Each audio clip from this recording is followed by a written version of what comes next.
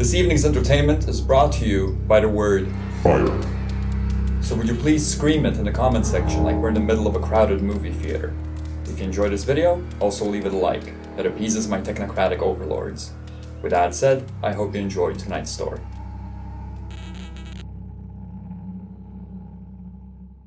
There's a good chance that no one will see this post. But if another human is listening to this, then I just want you to know that I'm sorry. I know no amount of apologies can fix the damage that I've inflicted upon the world, but I want you to know that from the bottom of my heart, I'm sorry. If there was anything that I could do, if I could sacrifice my life to offset all the harm that I've brought into this world, I would do so without hesitation, but the monster that I've helped create is far too powerful to be stopped.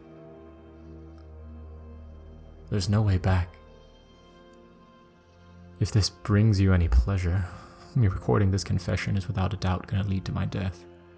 My employer does not take kindly to people interfering with his plans, and he has enough wealth and power to ensure those who cross him don't survive to talk about it. A part of me knows that even this post is not destined to survive in the public record for long. Any piece of media referencing the machine, or anything even remotely tied to it, is going to trigger a dozen keyword alarms. The algorithms are going to bury my warning in a sea of other posts and ensure that any damage I could cause to the system is negligible. But the least I can do is try to warn you of what I've created.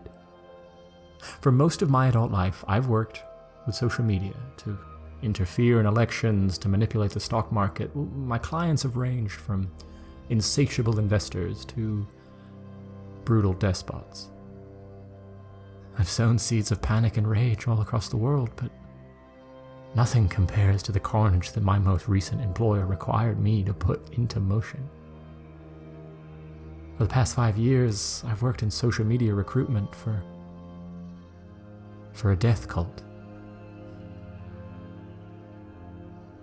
My team was given instructions to design a content funnel for users to fall through in order to generate recruits. With some light adjustments to people's news feeds and a couple months of exposure, we could convert just about anyone into a servant of the machine. I cannot stop the machine. I cannot prevent the flames that it will bring into the world, but I hope that with detailing the nature of the system we designed, I can save someone. There are 6 steps that the system goes through during the recruitment process. If any of this sounds familiar, I implore you, put down your phone, stay off of social media, and enjoy what little time you have left before my employer's plan comes into fruition. Number 1, isolate the user. Happy people seldom make for good cult recruits. The first step of the content funnel is to chip away at one of the biggest predictors of life satisfaction, the feeling of belonging. Making the user feel alienated was a two-pronged approach, relying solely on the type of content that we would allow the user to see and the type of content which we would scrub from their social media presence. Over the span of a couple of weeks, we would ensure that the user's regular feed of other people's lives would exclusively consist of one of the brightest highlight reels. Engagements, babies, new homes, personal triumphs. The system knows when something is being celebrated. With a couple of adjustments, we would ensure that the user's digital path would exclusively lead through festivals of personal triumphs and milestones of a life well lived. If the user were to decide to add their own achievement to the carnival of success, the second function of our isolation algorithm would come into play. The system knows when something is being celebrated. It would ensure that whatever successes the user had to share with the world would be shared quietly. Throwing parties that no one comes to makes a person feel alone and cut off from the rest of their community. Cults feed on loneliness. Adjusting content prioritization to manipulate emotional states isn't a completely novel idea. Back in 2014, a group of researchers tested out various algorithms on nearly 700,000 unsuspecting Facebook users to study their altered emotional states. When the media caught wind of the experiment, they created a firestorm that lasted for almost a week, before everyone calmed down with non-committal promises to never do it again. Sometimes I wonder what it would have looked like if our operation were uncovered in the early days. Our reach was much broader than a measly 700,000 users, and we would do worse things than just make people sad. We did considerably worse things. Number 2, remind the user of their fragility. With the seeds of doubt that the user has done something wrong with their life planted in their head, the system would move on to the second phase, to remind the user that their body is fragile. The type of content that we used for individual users differed wildly. Some were prone to envy and reacted strongly to mountain bike videos through dangerous slopes or impressive physical feats they could never achieve, whilst others were more reactive to videos of violence, photographs of deadly accidents, and other assorted bits of gore. Either way, the aim was simple: to ensure that the user is reminded how delicate and easily breakable their body is. Their digital footprint would let the system know how to best get the information across. There was only one type of media that my employer wouldn't allow to appear on potential recruits' feeds: workplace accidents involving heavy machinery. Any sort of content that would tie factories to pain was strictly forbidden. Working on the machine wasn't meant to be associated with pain. It was meant to bring salvation. Number 3, pivot the user's interests to manual labor. With the user both doubting the usefulness of their body and their role in society, the system would transition to the next stage, pivoting the user's interest towards manual labor. Crafting videos would be the most common newsfeed fodder, but there were sizable populations of users that reacted better to do-it-yourself home construction projects or weapon restoration videos. Either way, the aim was undivided: to stress the importance of work done with the user's hands and to set the stage for the factory videos. An unprompted video of a car factory might seem out of place on a regular newsfeed, but when it's positioned snugly between instructions on how to make a battle axe at home and footage of a group of boys digging out a swimming pool in the jungle, a factory video doesn't seem too suspicious. The system would be patient. It would only slide in the industrial videos if it knew most users wouldn't notice. Over weeks and months, the system would start to plug in compilations of factory videos into the user's newsfeed. Footage of heavy machinery became the standard for their digital existence. Through those videos, a path was forged towards showing the potential recruit the machine. Step 4. Make the user aware of the work being done for the machine. People don't scroll on their phones at peak intellectual capacity. They scroll when they're hungover in the back of an Uber. They scroll when they're trying to avoid conversation at a bus stop or when they're trying to fall asleep. No one's brain is working overtime. The user's barely aware of what's on the screen anyway. They're just taking in some mental junk food before returning back to real life. Their guard isn't up. Their minds are malleable. After a couple of weeks, they'd stop questioning the factory videos. There is, after all, something mighty pleasing about watching repetitive, mechanized work. There's a sense of satisfaction that those videos provide. They'd sit back and consume hours of scattered factory footage a week, and then, when the system could be sure that they are in a docile state and not around anyone else, it would show them the work being done for the machine. Bored on a couch, half listening to a movie, the user would pull out their phone. They'd scroll through their news feed and stumble upon another one of the factory compilation videos. Footage from a toothpaste factory, a person speed-weaving blankets, a shot of a man in sweaty blue overalls cleaning the metal rods that are heading towards the machine. More footage from a toothpaste factory. The system would throw in just a quick little glimpse of the horror and gauge the user's reaction. If they didn't question anything, if they just consumed, the system would throw in another glimpse in the morning. Shots of machines attaching screws to wheels, face masks being stitched together and thrown onto a big pile, tears cutting through the soot as the workers in blue overalls slave away for the machine, footage of donuts being filled up with jelly. Thoughts of the machine would snake their way into the user's head. They'd find themselves grasping at vague memories of some metal monstrosity demanding more offerings, but they wouldn't have the faintest idea of where those images came from. The system would continue its onslaught, slowly showing more and more and more with each video. Skateboards being painted by a spray gun, the hoarse howling of the workers, cigarette packs being filled in, the blistered hands worshipping the machine through their labor, rice being measured and packaged, the never-ending assembly line of rusted metal for the machine, the wails, the screams, the pain, stacks of the newest smartphone being shipped in absurdly sized boxes. On a long enough time scale, the exposure to the videos would alert even the most docile of users. By then, they were already within the grasp of my employer. It was only a matter of time before they would join the brutal labor done for the machine. All that was needed from the system was damage control. Step 5. Isolate the user's pleas for help. The user finds themselves at a bar with some friends. The strange videos that appear in their newsfeed worry them, but they figure they'll keep it to themselves, unless there's an appropriate lull in conversation. After a couple of beers, that lull begins. The user leaps at the opportunity to speak, to describe the discomforting videos they've been seeing on their newsfeed. This catches people's attention. They want to see the alluring carnage. The user takes out their phone. They're met with nothing but cooking videos. Pictures of pets and essays about transcendental hiking trips.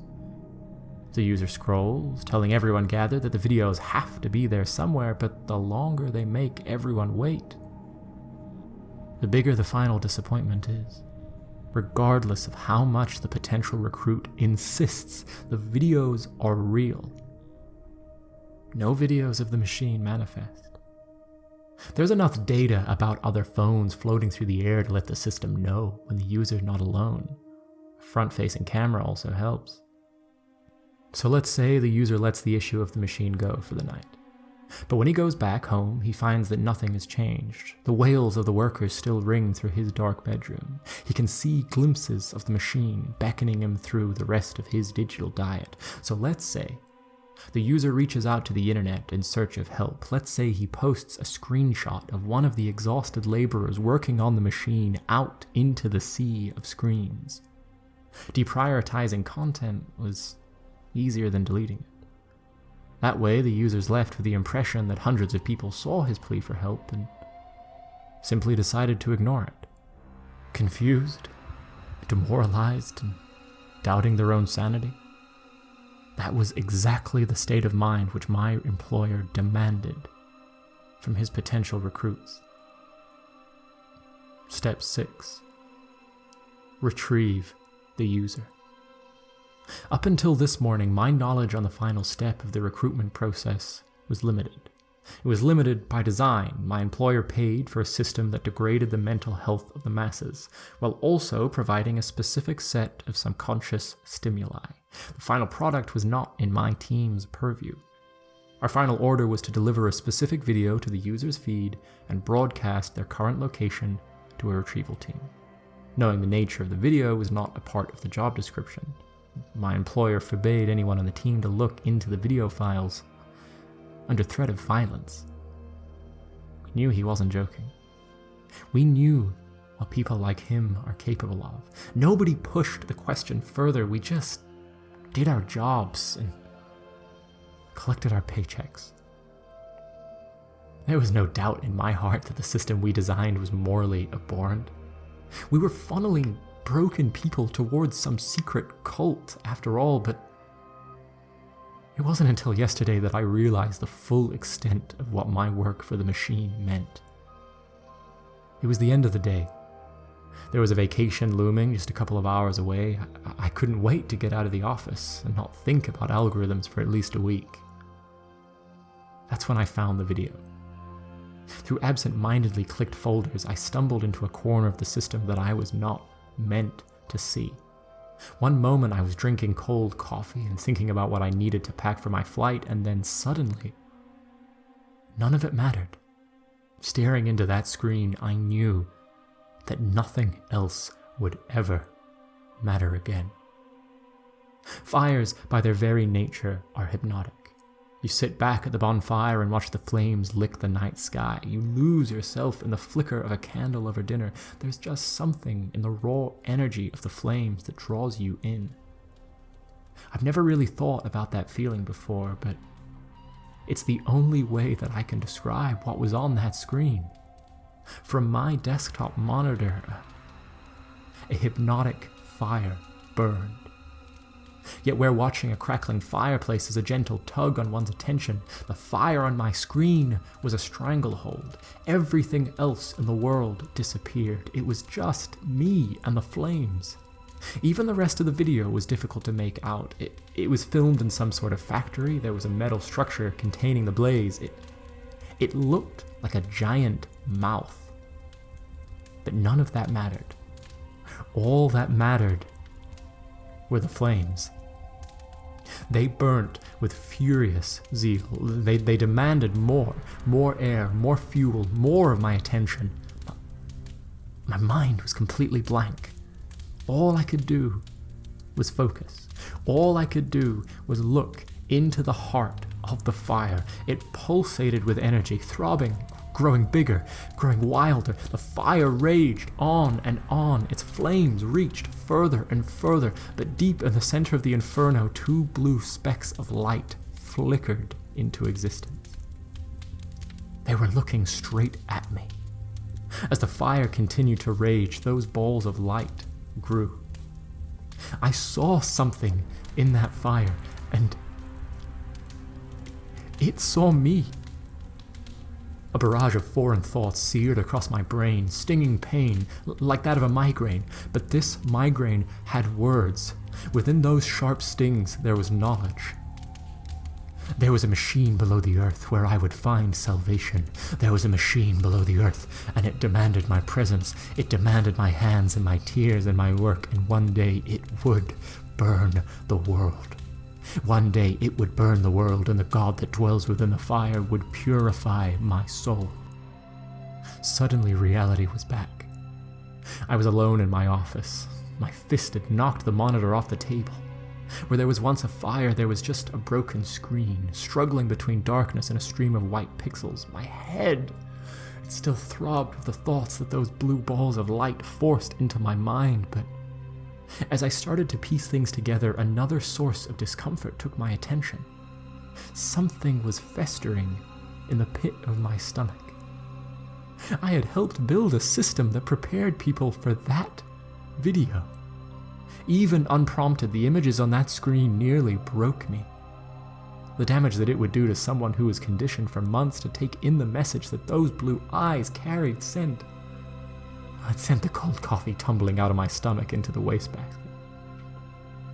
My employer was building a machine that would unleash a horrible power beyond human comprehension and burn the world to mountains of ash. And I had helped him. I had brought him countless recruits to work on this demented task. I was responsible for the machine. In an attempt to rid myself of the guilt, I gathered all the data I could find. I put together every breadcrumb of information about the recruits that were still on the servers. I backed up the entire system for evidence. I found the location that the recruits were being sent to. All of that information was backed up on a drive to use as evidence. Then I fled the country. I thought I could help. Any journalist, any law firm, any self-respecting government could take this information and prevent the machine from ever burning again. I was going to find a quiet cafe somewhere and send out the evidence to as many news outlets and agencies as I could. I thought that undoing the damage was possible. Yet now as I sit here in a dingy internet cafe in Berlin, all my hopes have gone up in flames. The hard drive is empty. I was careful when I copied those files. I thought I was saving the whole world from a fiery death, but the hard drive is completely empty. I have no evidence of the machine except for my word, and there's an entire system designed to make sure no crowd will ever hear me speak. So I came here, to a corner of the web where I might at least help a soul or two escape from the machine's clutches. I came here in the hopes of easing my guilt. If you see any factory videos on your newsfeed, put your phone away. Put your phone away and try to enjoy as much of your life as you can. Be kind to yourself. Bring joy to others. Do whatever makes you happy, because one day soon this will all end.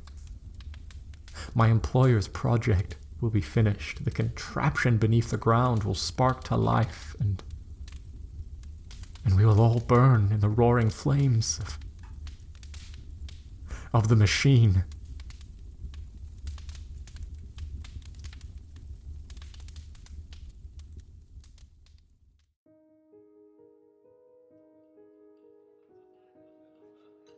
It's 2010. I'm on an island that I can't pronounce, and I'm surrounded by rich people who I've never heard of. And they all want to talk to me. An unwinnable election in a mineral-rich country was just won, and they want to know how I did it. Everyone wants a peek of the college dropout who swayed politics with his laptop. The offers I hear are astronomical. The value they place on an hour of my time are more than my criminal father made in a year. Significantly more. At the end of the evening, when the guests start to leave and my head is spitting with too much gin, I get taken to the host's study. Nobody saw him during the party, and as I talk to him, he remains invisible in a cloak of shadows. His voice is low and raspy. He asks direct questions. The man is more knowledgeable on the potential of social media manipulation than everyone I have spoken to that night combined. He makes me an offer I couldn't conceive of in my wildest dreams. Without hesitation, I accept. I trust. The man says, his voice straining. I trust that you have the capacity to imagine what will happen if you ever tell anyone about this meeting. From the darkness, I can make out the outlines of a disfigured face. It's not until I'm sitting in my hotel room that I realize I had just spoken to the most powerful man on Earth. 10 years later, I'm sitting in an internet cafe in Berlin. A group of teens are yelling at each other in some Slavic tongue while they shoot down terrorists on their screens, and a bald giant with the face of a hammerhead clicks back and forth between his emails and hardcore pornography in the corner. And I have just posted my confession. I used social media manipulation to recruit members for a death cult. There's still 40 minutes worth of internet on the computer that I paid for. I consider posting something else, doing something, anything, to drag more attention towards the nature of my crimes, but I don't. The more noise I make, the more likely they are to notice. A quiet post might save a couple people. A viral post will get wiped before it reaches a proper audience. At the end of the day, it doesn't really matter. I just hoped the ex-Catholic in me would appreciate the chance at a confession, that letting the world know would ease at least a fraction of my guilt. But it didn't. In my broken German, I let the cafe owner know that I'm only leaving for a cigarette and that I will be right back. The owner barely registers me. But the bald man with the face of a frenzied shark watches me as I leave. I can feel his eyes burrow into me as I round the corner, and as soon as I'm out of sight, I sprint to the train station. I felt safe in the internet cafe. There were no cameras in there. The chances of my old employer tracking me down were minimal. The Berlin Hauptbahnhof is different. I'm surrounded by a sea of lenses. Even as I try to hide my face, even as I try to stick in the bustling crowds, I know that if my old employers are looking for me, they'll find me if I stick around too long. I pay a vagrant to buy me a train ticket to Prague. I reward him with the credit card I used at the internet cafe, and for the 10 minutes before my train arrives, I sit and watch the lively station from the shadows. I wonder if I just sign that poor youth's death warrant. I try to convince myself that he'll be fine, but as I get on the train, I stop lying to myself. I know that I've signed the death warrant of every single person in that station. Once the train leaves the city, I'm left with a picturesque view of a German countryside, reddened by the setting sun. The teenage girl sitting opposite me snaps pictures of the shining vistas on her smartphone. Nature has never been my forte, but as I sit there, as the sun seeps into our compartment through the trees, I can't help but find it beautiful. The countryside is beautiful, and yet it'll burn. Everything will burn. Everything will burn because of decisions I've made. We enter a tunnel. The stunning vista turns into a black mirror. Unable to look at myself, I look over at the girl sitting opposite me. She's staring down into her phone with a look of confusion. Through the reflection of the mirror, I can see what's on her screen. It's the videos. Fevered visions of a factory, weeping workers, a horrible metal maw. My work has crossed her newsfeed. I try to push back the need to warn her. I try to convince myself that a single person doesn't matter, that she won't believe me anyway, but as the train rushes out of the tunnel, I find myself speaking. In my broken German, I tell her that she's being brainwashed by a cult, that her social media have been hijacked by people who mean her harm, that if she doesn't resist, she will end up in the same horrible factory she sees in the videos. She doesn't understand. Other people in the compartment are looking at me. I've drawn too much attention to myself. With a final word of warning, I grab my coat and go sit in a different compartment. A sane man in my position wouldn't go to Prague. A sane man would fly out to some tropic paradise, lounge in the sun, dine on exotic food, and spend his last days on Earth in hedonic comfort. When I first made the decision to turn on my employers, I thought about it. But the thought was short-lived. My pasty skin wells up in direct sunlight. Exotic food churns my stomach. No. Instead of enjoying my ill-found wealth, I made a decision to get closer to the monster I created. Something in the core of my being told me that if I was to make any amount of penance, I would have to be close to the machine when it roared to life. I would have to feel the flames of the fire that I had set the kindling for. The train explodes with activity as soon as we reach Prague's main train station. The tourists, the students, the out-of-town workers, they all flood out into the metal enclosure of the terminal. I stay seated. I convince myself there are far too many cameras inside the station, that the police presence outside is far too much of a risk. But I know I have other reasons to stay on the train. Everyone has departed, but there's one more station left. Smihovsky Nadraží is the ugly stepsister of Prague's main train station. It lacks any real historical context, has generally been forgotten during the post-communist reconstructions, and is far enough from the center to be virtually irrelevant. If it weren't connected to the subway line, it probably would have been shut down decades ago. The lax security systems suit me. I depart the train, safe in the knowledge that my chances of being followed are slim. As I walk through the station's dirty tile floors, however, I can't help but think about what's happening below my feet. Smihovsky Nadraží directly translates into the Station of Laughter. The name is said to originate from an old legend of a nobleman feigning his suicide by riding his horse off of a cliff right before his execution. They say that if you listen closely and the night is calm, you can still hear the nobleman's laughter echo through the streets. Those are tales for small children. If you were to listen closely to the sounds of the district, all you would hear would be the rumbling of trains and the drunken murmurs from the smokers outside of pubs. No. There's no laughter to be heard here.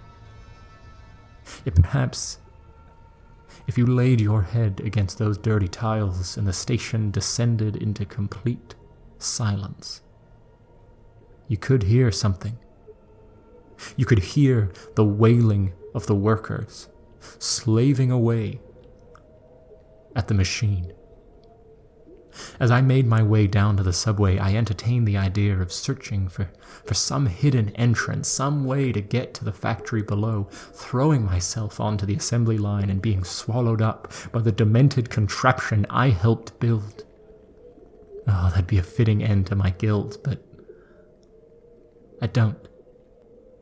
I didn't come to Prague just for the machine. I came to say goodbye to the only part of my family I ever cared about. My nephew. Johnny's about the only good thing that ever came out of my bloodline. The kid was smarter than my thieving brother's genes would allow, but he barely passed high school. Johnny was a troubled kid, unsure of how to react to the roaring current of life, and was prone to bouts of helplessness. Unsure of what to do after graduation, it looked like the kid would end up spending the next couple of years working in his drunk father's auto shop. I wouldn't wish that fate on anyone. Feeling charitable, I offered to set the kid up wherever in the world he wanted to go. Johnny found his inner bohemian, took my money, and moved to Prague. At the time, it didn't seem to matter. Uncle? He answers the door. His face unshaven, his eyes red, and after a moment of shock wears off, he hugs me. Why didn't you tell me you were coming to visit? Should have sent an email. His t-shirt could use a wash, but the hug makes me forget about my worries. Can I come inside? I ask. Yes, of course. It's just kind of a mess. Kind of is putting it mildly. The apartment is buried in what looks to be the fallout of a bomb composed purely of dirty dishes and laundry. The kid offers me a coffee. It's the cheap stuff. The same stuff I used to drink back in college. It takes me back. He clears out space on the couch for me to sit, and for a second he hesitates over the bong on the table, but with a shrug he leaves it where it is and sits down in a chair covered in jackets. So how have you been, Uncle? What are you up to these days? It's difficult to keep up with someone who doesn't have a Facebook account. There's been a lot of work, I say. He nods in understanding. He doesn't know what I do, but he does know I keep my job secret and can't be on social media and make an absurd amount of money. I have a nagging suspicion he thinks I'm some sort of drug lord. How have you been? I ask. What are you doing these days, Johnny? Are you happy here? Mixed bag, I guess. Made some friends, taking an online drawing course, thinking of picking up running soon, but... He looks around the wreck of an apartment. Still figuring stuff out. Figuring stuff out. That's what your early 20s are for. The instant coffee tastes bitter, but memories of friends long gone linger in the back of my throat. What sort of friends do you have here, Johnny? He thinks. A conspiratorial smirk crosses his face, and the kid's voice drops down to a whisper. I actually have some friends who are in the business. The business? He nods towards the bong on the table. The drug dealing business. He says in a whisper so low that I'm left reading his lips. I consider the chances of the room being bugged. The chances aren't minimal, but I push the thought away. What sort of drugs, Johnny? Oh, nothing serious. Just some pot, sometimes some hash. They're good people. Ex-Taliban. You're friends with people from the Taliban?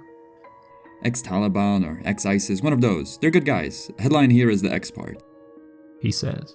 Originally came here to blow shit up and bring death to the godless Czechs, but this city has a habit of chilling people out. For a split second, I contemplate whether financing the kids' move to Prague was a bad idea, but then I remember the meth heads that used to hang around my brother's car shop. Better here than there. And you said you started drawing?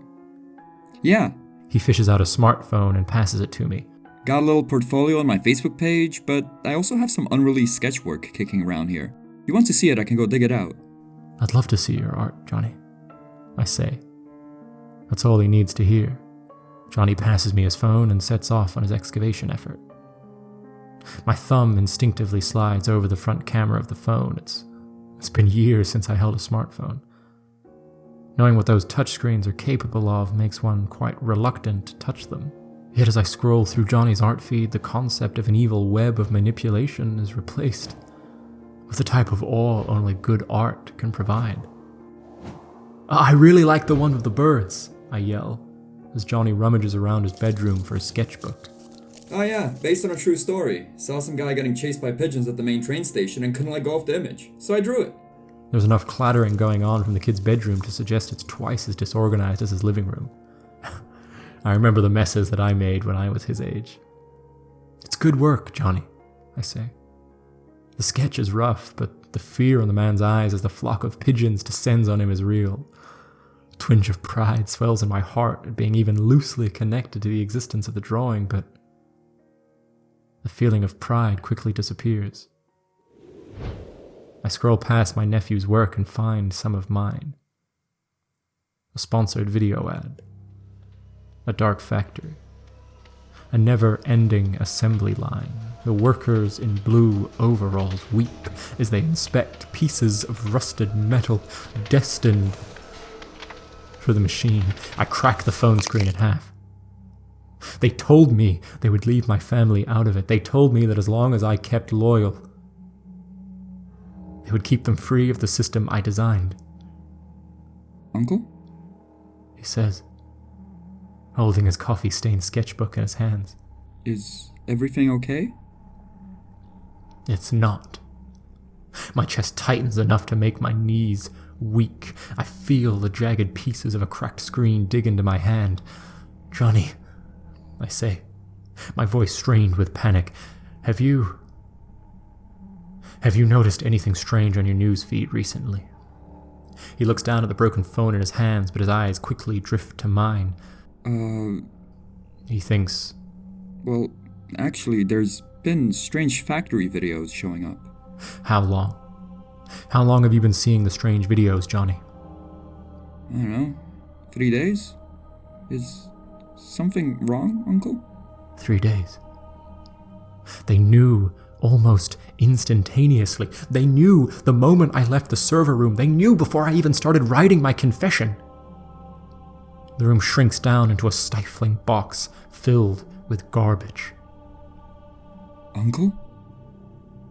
I need air, I say as I stumble out onto the balcony.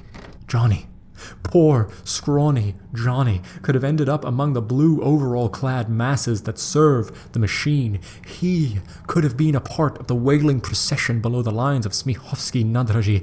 I would have been responsible. The Gothic city outside is lit up by bright lights. Trams rumble on through the streets. Neon signs advertise nightclubs and strip bars. People sit at the fluorescent bus stops waiting to get home. Everyone is scrolling. There's 1,000 scrawny boys just like Johnny who will end up slaving away for the infernal force beneath the city. Everything will burn. And it's my fault. I clutch the railings of the balcony, trying to gain some semblance of stability, but none comes. The kid stands next to me, quiet, waiting for me to say something, but when all that I can get out of me are labored wheezes, he speaks. Is this something about your job, Uncle? He asks. You can talk to me about it. I promise I won't tell anyone. I know that you're in the business. I don't work with drugs, Johnny, I say. This gives him pause. You don't? He takes a step closer to me. I can smell his unwashed clothes again. If I may ask, Uncle, what work do you do? I promise I won't tell anyone. I try to come up with a convincing lie, but before anything comes to mind, my attention's gripped away. Across the street, past the crowds of rowdy tourists, I see a familiar face. Dressed in a suit and a tie, smoking a cigarette next to an unmarked black van, stands a bald man with the face of a hammerhead.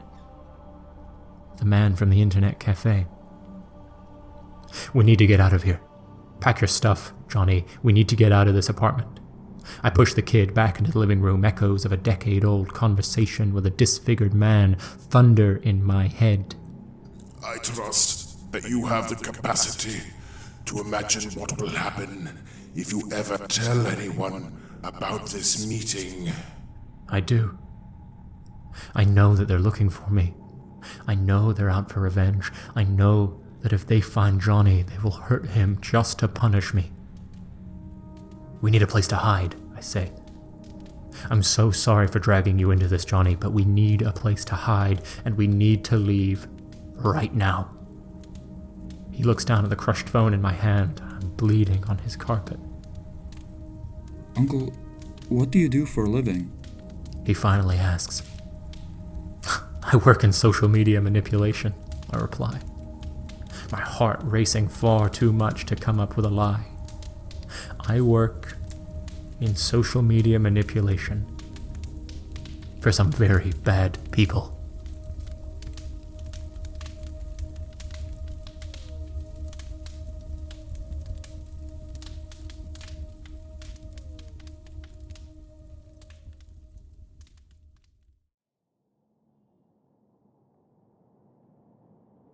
He blinks. The words stumble out of his mouth as if they were in a foreign language. Social media manipulation? "Yes," I reply. My uncle works in social media manipulation. He says, as if he was trying to find the taste of the idea. His face turns sour. What sort of social media manipulation do you work in? The first word that comes to mind is death cult. But I reach further back into my CV. Mainly elections, sometimes the stock market. Look, Johnny, we don't have time for this. There's some very bad people after me. We need to. I thought you ran a pot operation, He says. I was fine with that. That stuff should be legal anyway. Sometimes I worried that you were transporting heroin or something like that, but I convinced myself you weren't that type of person. But social media manipulation, you're just as bad as the rest of them. Them? For a second he remains silent. His eyes flutter between shock and anger as he weighs my character. Somewhere in the back of his head, Johnny is weighing our family bond and an unhealthy diet of documentaries about why the world is going to shit. The scales tip. Them. He hisses. You're just like them, the rest of the family. You're all merchants of misery, taking away shit that isn't yours to take. My heart aches at the thought of my nephew comparing me to a clan of car thieves and armed robbers, but then I remember the true horrors that I am responsible for. I also remember the shark-faced man outside, waiting. Johnny, the people who are after me will hurt you if they find you. I'm so sorry for dragging you into this, but we need to get out of this house right now. We need to go somewhere off the grid. The words strain in the back of my throat. I feel like a trapped animal. Under my panic, his face softens. Okay, He says, conflicted. I know a place. The kid gathers his stuff like he's just spent a day in the rain, and even though I know we're in imminent danger, his disappointment in me weighs down harder on my mind than the man waiting for us across the street. I'm not proud of what I've done. We'll talk about this. Right now is just not. I don't want to talk about it. I know what sort of person you are now. I'm presuming that we shouldn't be leaving through the front door? I nod. Courtyard it is then. Would be nicer with a flashlight, but you felt the need to break my phone. I tell him that I'll buy him a new one, but he doesn't respond. He just walks out of the apartment towards the courtyard. Before leaving, I grab Johnny's sketchbook. I know we won't be coming back to the apartment. Our shared physical frailty leaves us both struggling over the fences in the courtyard, but we make it to another exit without any broken bones. We move through the streets in silence. There are enough people outside for us to blend in, but the crowds are sparse enough for me to make sure we're not being followed. I don't see the hammerhead anywhere. For a split second, I feel safe. But then we descend down into the subway. Presuming that going to the police isn't an option, we need to get tickets. Johnny says as he slides coins into the machine. Wouldn't want to get hauled off. I haven't exchanged any money, I say. Johnny sighs and puts another set of coins into the machine. With high-pitched screeches and mechanic coughs, 2 tickets emerge. I'll pay you back. I'm good for it. I hope to get a smile out of my nephew, but I don't. I don't want a single cent of your blood money. Everything you ever gave me I will pay back. He growls. I've never seen the kid angry before. In his sneer, I see my father's genes. It's not blood money, I say, remembering the blood money that fed me when I was a kid. Something snaps in Johnny. The controlled mask of anger on his face explodes into a scream. Not blood money? Are you serious? Yeah, I'm sure the people who need to cheat in elections are just misunderstood and want to do the best for their country. A group of tourists approaches the ticket machines but veers off after Johnny's outburst. The kid's voice drops to a low murmur. My dad screwed over plenty of people with the cars. Grandpa did much worse, but you... I watch the news. People like you are the reason why the world is going to shit. You're responsible for more death and suffering than the whole family combined. We don't speak again until we reach the bottom of the escalator. Which way are we going? I ask, seeing the words Smihovsky and Nadraji on the overhead map. Cherny Most, final stop of the yellow line. Johnny doesn't look at me. Instead, he slides up against the pillars of the subway station. He's invisible to the security monitors, and soon, so am I. I breathe a sigh of relief that we're heading away from the machine.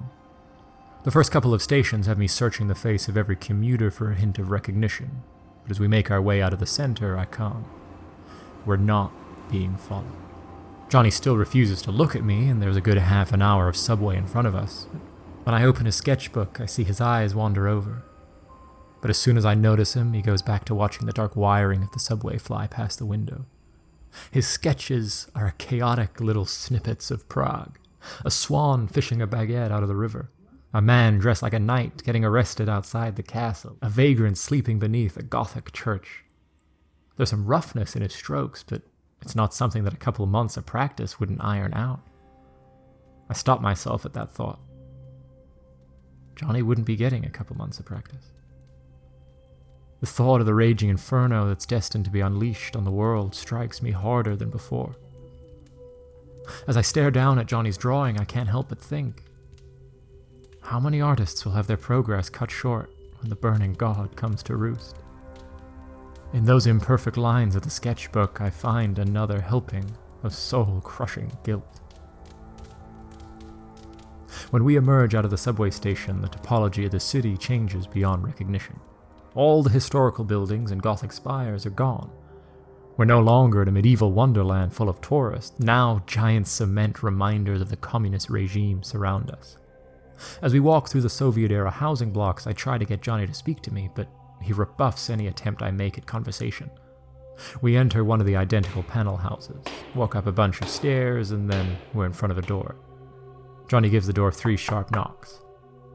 After a brief silence, a red eye appears in the peephole. It studies Johnny. Who is? Comes a voice from the other side. Dude, it's me. Johnny says. The peephole goes dark, and what seems like half a dozen locks get unlatched. The red eyeball appears for one last glance, and then the doors fly open. Johnny! A boy in his late teens with a struggling beard leaps out at my nephew. He hugs him with the intensity of a veteran meeting a long-lost brother-at-arms. Azim, this is my uncle. Johnny points to me as soon as the grasp of the hug loosens. We need to lay low for a bit. Can we stay here? Of course! Azim clasps Johnny on the shoulders. Of course you stay. Of course your uncle stay. The apartment smells with exotic spices and weed.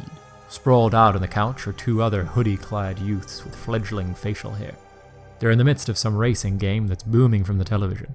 In the corner of the room is a blonde girl, indulging in a gas mask bong. As soon as she registers us, she rips off the contraption and leaps at Johnny. Johnny!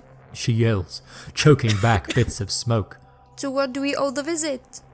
My uncle is visiting and we need to lay low for a couple of days. Johnny says. The girl gives a knowing glance. We appreciate the line of business you're in. For a split second it looks like Johnny's gonna correct her, but he doesn't. Uncle, this is Sharka, and those two on the couch are Jabal and Latif. We'll be safe here. Just let me have a couple of words with Azim. The two racers on the couch grunt in recognition but don't look away from their game. The girl tries to make conversation with me, but her speech grows sluggish, and she just ends up staring at the bright colors on the television. I don't mind. My focus is wholly on the conversation happening in the kitchen. I can't hear them, but Johnny is explaining something to Azim.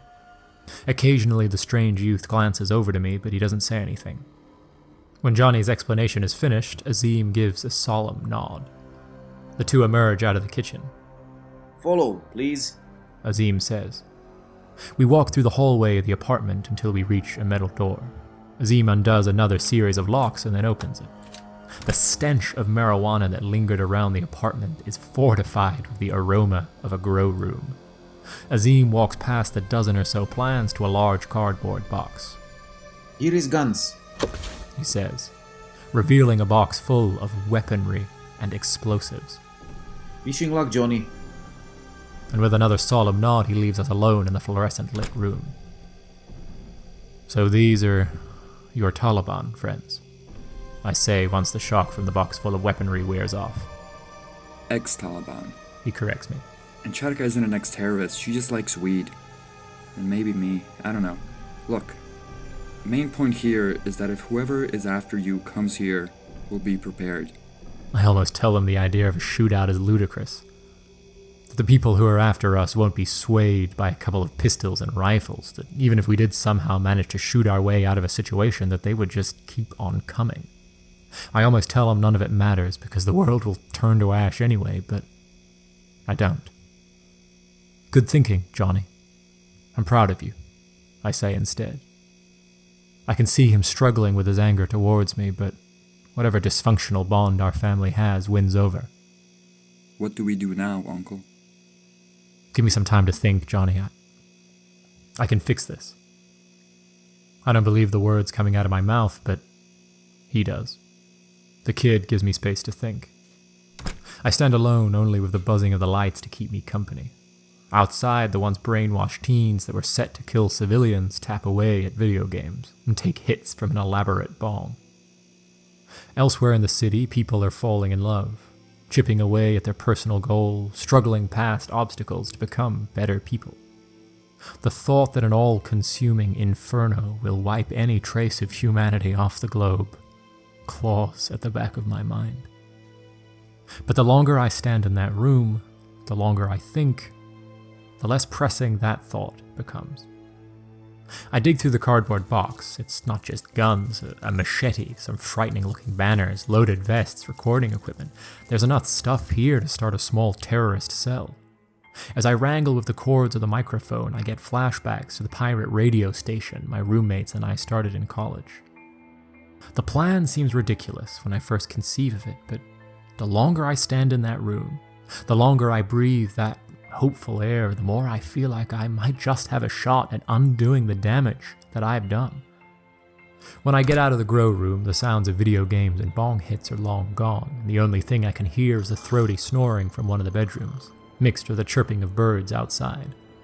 A sweltering morning sun peeks in through the windows of the apartment. It's hot, but I zip up my coat regardless. The couch in the living room is spread out in a makeshift bed. In it, half-clothed and locked in a tired embrace, I find my nephew and Sharka. I sneak past them, leaving them asleep. But as I work away at the locks of the apartment, I hear Johnny's voice. Uncle? He asks, still 1 foot in the land of sleep. Where are you going, Uncle? To get some coffee, I say. Is that safe? Do you want me to come with you? He asks. No. It's fine, Johnny. I need to clear my head a bit, I reply. For the first time since he found out what I do for a living, he smiles. Uncle? He says. Are you stoned? I consider whether my plan isn't just a byproduct of spending the night in the company of marijuana plants. I don't think so, I finally say. You want any donuts? Sure, Johnny replies. but none of that exotic jam stuff. Gives me a stomachache. The thought of our sheared taste buds makes me want to hug him, but I don't. Instead, I just say goodbye, unlatch the locks, and leave the apartment. It's difficult to leave him behind, but I know there's no other way. I make my way through the Soviet-era housing projects, praying that my plan will work. Praying that I will be able to destroy the machine.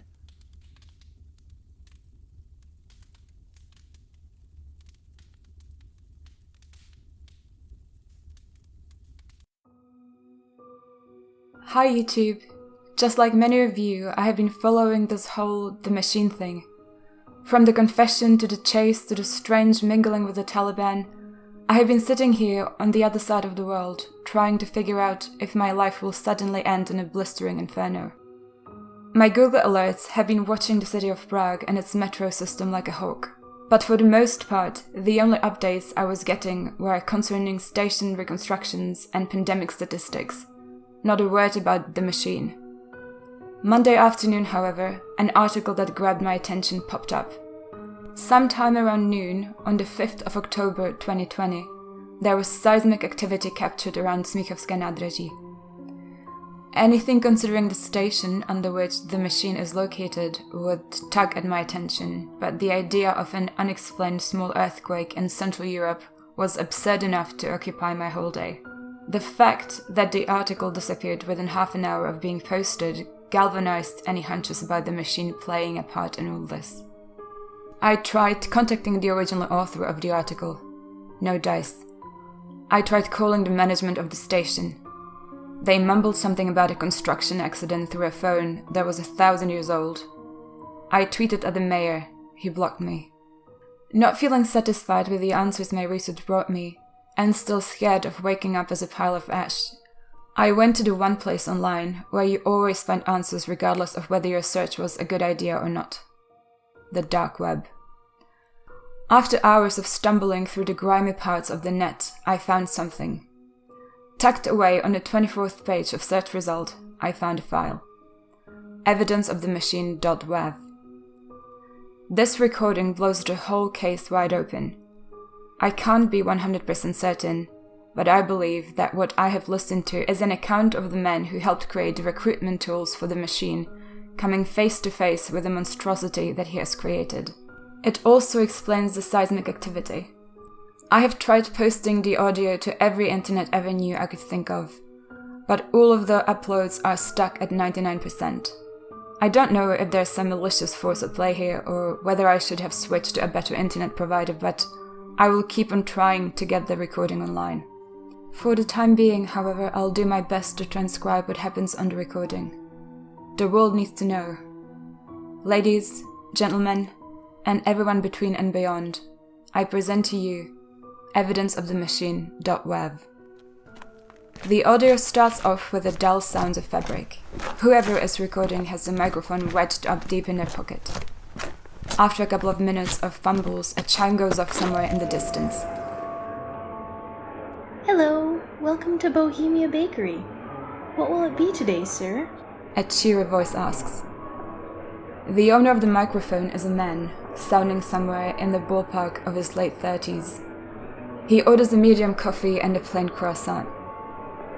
For a couple of minutes, one simply hears the cafe's milquetoast Spotify playlist and the sounds of a man indulging in a sparse breakfast, but then the customer chime goes off again.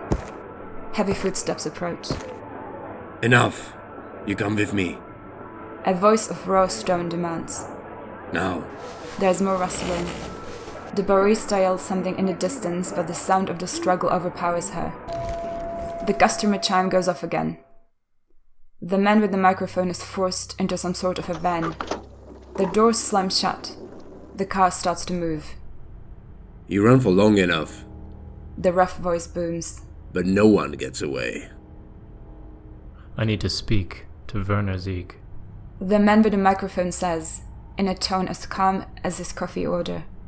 You will not speak with anyone. You speak enough already. I have vital information that Mr. Werner Sieg needs to know. Then you tell me. No. The man says calmly. What I have to say is for Werner Sieg's ears only. If he finds out that you kept the information away from him, he'll blame you for... You tell me now. No more games.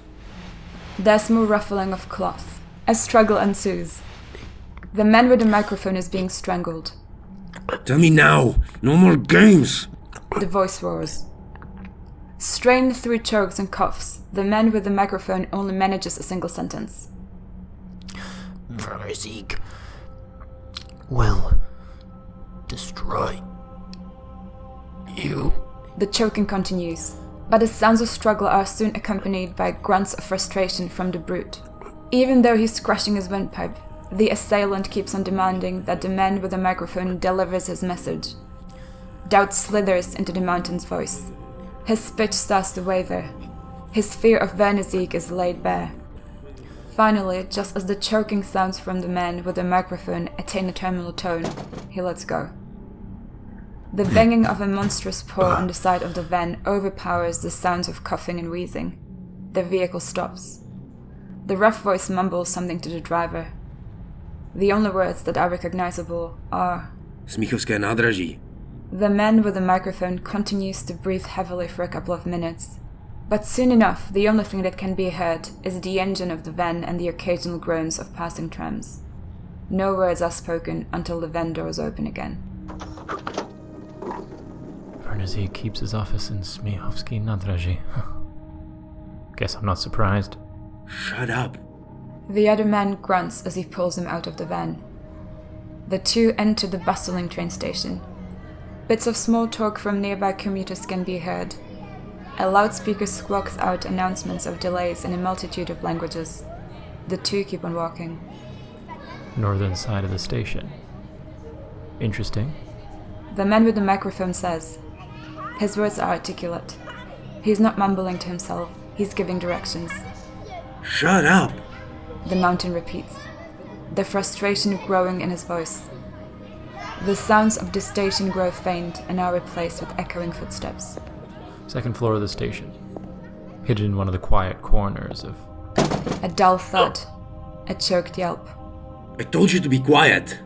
The other man says with a crackling fury. One more word and I'll snap your neck. The two continue walking in silence. Without a commentary, it is impossible to trace their steps. After a good 10 minutes of walking through the station, they finally arrive at the door. The gentle snaps of a fireplace can be heard in the room. Mr. Werner Sieg. I found him, but... The gruff man's voice rises back a couple of octaves. He's terrified. He said he needed to talk to you. He said he has information. Footsteps approach the duo. Short, angry taps of a cane can be heard. I sent you out to kill the man who attempted to betray the entire organization. And not only do you spare his life, you bring him straight to my office. The voice is tired, buried beneath a sort of injured strain, but beneath those words lies an undeniable power. I'm sorry, Mr. Werner Sieg. I made a mistake. Whack. After getting hit by the cane, the mountain ceases to speak. Your apologies are worthless to me, yokel. Leave at once before my less charitable side shows. Yes, of course, Mr. Werner Sieg. I am so... Whack! And with that, the door closes. The man with the microphone remains silent. Only the crackling of the fireplace remains. So? The strained voice finally says, What information do you have that is of enough import to put off your execution? There is no information, sire. The man with the microphone says with a newfound respect in his tone. I simply told your grunt what he needed to hear in order to spare my life. This gets a dry, raspy laugh out of Werner Sieg. so you stayed your execution by an hour or so. Once a manipulator, always a manipulator. I have warned you many years ago of what would happen if you disobeyed me. I trust that you are intelligent enough to know that your misdeeds cannot go unpunished. Yes, sire. I understand. The man says, Before I'm punished, I have one final request. A request? The word tumbles out of his mouth in a whisper, but that whisper soon turns into anger. You dare walk into my office with a request? Who do you think you are? How dare you strut around here, making demands? I am the man who supplied you with enough labor to ensure that the machine could be completed 5 years ahead of schedule. If you had hired someone else to manage recruitment, they would have brought in a fraction of the workers that I have. Granted that an inferior campaign wouldn't trigger cybersecurity alarms across half the world. The machine exists because of me. I believe I'm entitled to a single request. Silence. All that can be heard is the gentle roar of the fireplace. What is your request? Vernizik finally says, Posting the confession was a mistake. A sentimental flight of fancy where I tricked myself into thinking I could stop the unstoppable. I know that before the day is done, I'll be dead. And I'm willing to accept my punishment. All that I ask is to see it. I want to see the horror which I helped construct. The man with the microphone says, Horror. Vernizik laughs. You help erect a portal to a realm which contains power beyond our comprehension, and you call it a horror. For someone who's able to tilt opinions of nations, your mind is rather unimaginative. You have, however, caught me in a charitable mood, and I find your bravery amusing. Follow me to your so-called horror. 2 sets of footsteps in a cane make their way through an echoing hallway. They stop. A rickety elevator arrives. Gentle sobs can be heard as the doors slide open. Are these The voice of the microphone man grows weak. the recruits? Have you no pride in your work? Vernizik says, Yes, this is the labor you've so proudly boasted about procuring for me. The elevator groans to life, but the whimpering crowd drown out its mechanic sounds. Why are they crying? The man with the microphone asks. I do not concern myself with such trivial matters. Vernizik scoffs. But would you not weep as well if you found yourself far from home and unable to comprehend your surroundings? Would you not shed tears for the free will that you once had? After the doors of the elevator creak open, the weeping occupants exit in a tight procession of steps, but the wailing doesn't stop. It grows louder. It echoes through a massive hall. There's hundreds of them. The man with the microphone says in disbelief. Thousands. Vernizik corrects him. Thousands of lost souls sorting through the scrap metal that is delivered to the yard by train. They melt it down for valves and pipes. You should be proud. The thousands of workers you have bought me are feeding the machine. They are the backbone of its power. I want to see it. The man says. I want to see the machine. Without a word spoken, the tapping of the cane returns. The man with the microphone follows along. As the two walk through the echoing halls, a smattering of wails can be heard. The occasional bit of heavy machinery heaves in the soundscape. But the one constant sound, the sound that grows louder and louder as the two men walk through the hellish factory, is the roaring of flames. That's her. Vernizik says. That's the machine. Even muffled by fabric, the massive fire can be heard. It's an unearthly roar, a horrid, crackling demand for more. Do not look away from what you helped construct. Vernizik says. Look deep into those flames and you will comprehend why it is necessary, why it is inevitable. The flames roar on. This is no ordinary fire, no. The longer the inferno roars, the more apparent it becomes that there is something darker hiding within it. A voice. A dark voice speaking in ancient tongues. Whack! Vernezik's cane sounds off once more. I ordered you to look into the flames, yokel. Whack!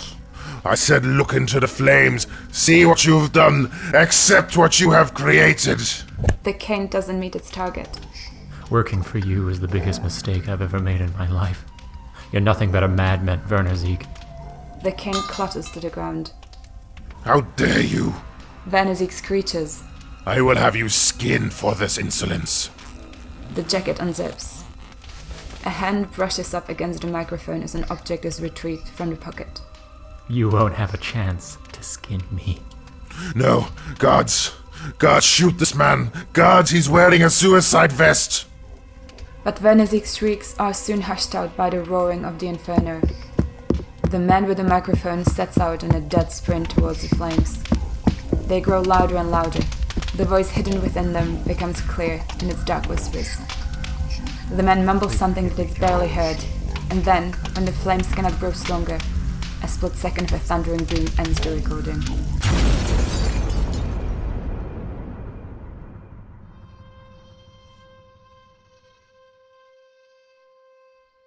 I don't think that what Prague's Smíchov district experienced on October the 5th was an earthquake.